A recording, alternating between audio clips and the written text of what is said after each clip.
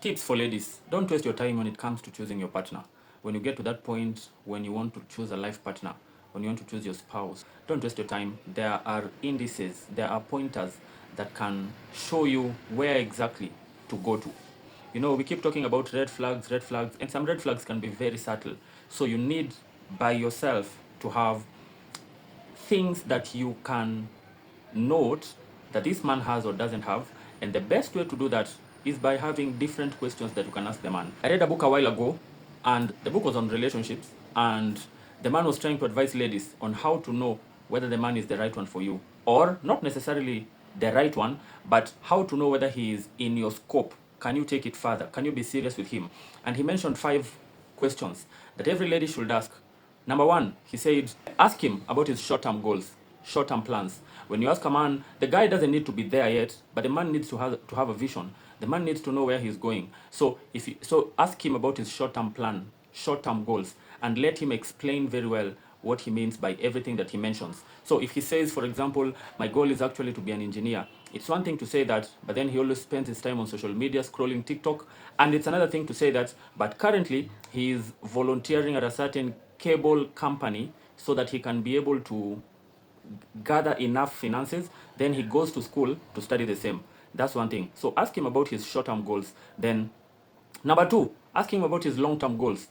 So when he tells you the long-term goals, check his life and see whether he has actionable steps that are actually fueling him towards that direction.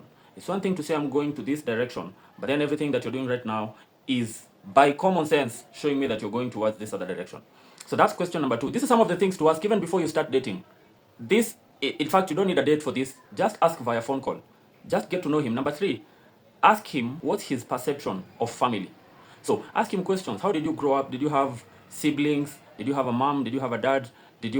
Was your family complete? Were you raised by a single parent? What's your relationship like with your mother? What's your relationship like with your sister? You can be sure how he treats his mother is how most definitely you'll be treated. So you have to check the pattern. Don't trust the words alone. Check the patterns.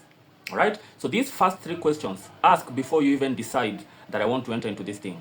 Then the last 2, you can ask after you have started dating, but you're not too deep. Maybe like a month into it, you can ask number 1, or rather number 4 now, what do you think about me? Let the man say what exactly he thinks about you, because you can be sure men are always thinking. If he says nothing, it's because you are a no to him. So what do you think about me? And let him answer. Let him give. And when he says something like, I think you're amazing, I think you are caring, keep pushing. Ask him, what do you mean by caring?